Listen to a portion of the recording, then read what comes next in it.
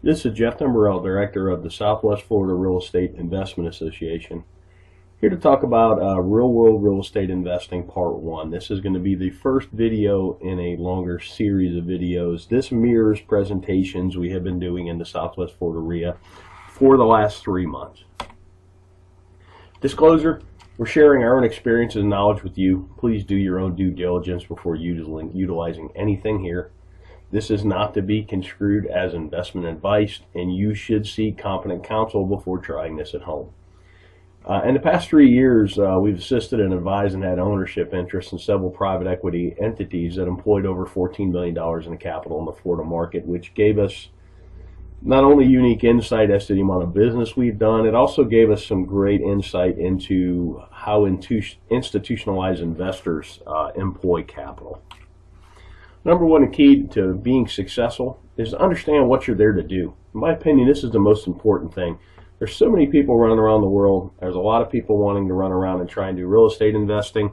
They take courses, they read books, they go to meetings, but they really don't know what they're there to do. They really haven't spent that critical time understanding what you're here to do, what's your mission, what's your goals. I mean, without having any goals, it's hard to achieve any goals, if that makes any sense.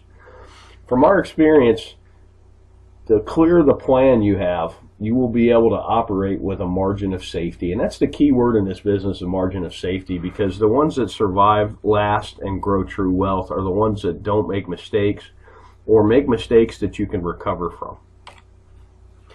Investing in real estate.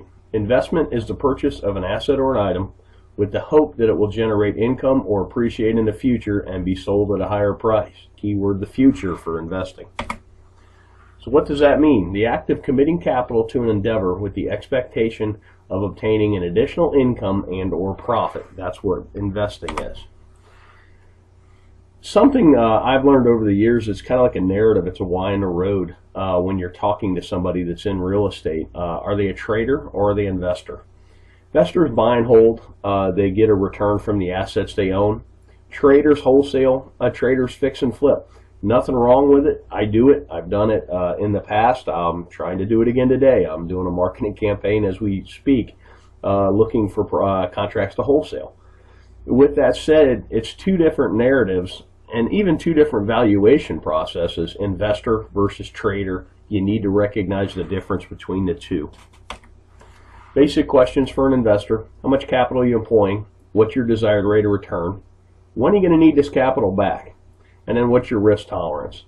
Those 4 questions are how you determine what you're there to do. Then we'll talk about capital. There's an opportunity cost of capital, and particularly when you're raising capital, which I've been part of some private equity raises, you really need to understand what other opportunities are out there for investors, because generally why would you buy a piece of real estate that pays you 2% a year with all the headaches associated with that, when if you could at the same time own a CD at 5 with none of the headaches. Give you a chart on 10-year T-bills, talk about opportunity cost. You can really see the recession, the Lehman Brothers crash really killed yields, but it's killed yields no matter what. I mean, pretty much at the time I'm talking about this, yields for a 10-year T-bill are bouncing between 2.6 and 2.8%. That's a terrible yield, particularly with the amount of money they're printing. And you go back 10 years, and this is why investment real estate has become so popular, because it's one of the few places you can get a yield. Here's CD rates from 1984 on, and if you notice, about early 2000s, everybody got excited about real estate, and that's because the CD rates of return just continued to go down. So right now, my God, on a 1-year CD, you're getting not even 1%. That makes real estate attractive, and that's something to watch as well. As CD rates and other rates on financial instruments go up, real estate may not appear as sexy, particularly to an investor who bought in the valley and bought right and has quite a bit of gain on the table. So opportunity costs in the real world. We already kind of talked about this. Most investors we know are looking for at least 6% a year. I know guys that are even looking for 15%, and that's a cash on cash, not an internal rate of return. That would be a whole nother video that could be a whole day's worth, understanding the difference between the two. But what here I'm talking about is a yearly cash on cash return. And you got to be mindful of unrealistic expectations. I've seen people that have pitched 30% returns, and I've seen investors that are looking for 30% returns. And it's really hard to do. There's a lot of randomness and a lot of happenstance, and you're going to lose a lot more than you're going to win when you're dialing up those kind of deals. Unrealistic returns can lead to bad decision making because you seem to be chasing the golden goose instead of chasing a stable investment that pays you to own it. Let's talk about risk tolerance. These are two great quotes by Warren Buffett. And risk tolerance is really age dependent and your financial situation dependent as well. But here's a great quote. Look at the market fluctuations as your friend rather than your enemy.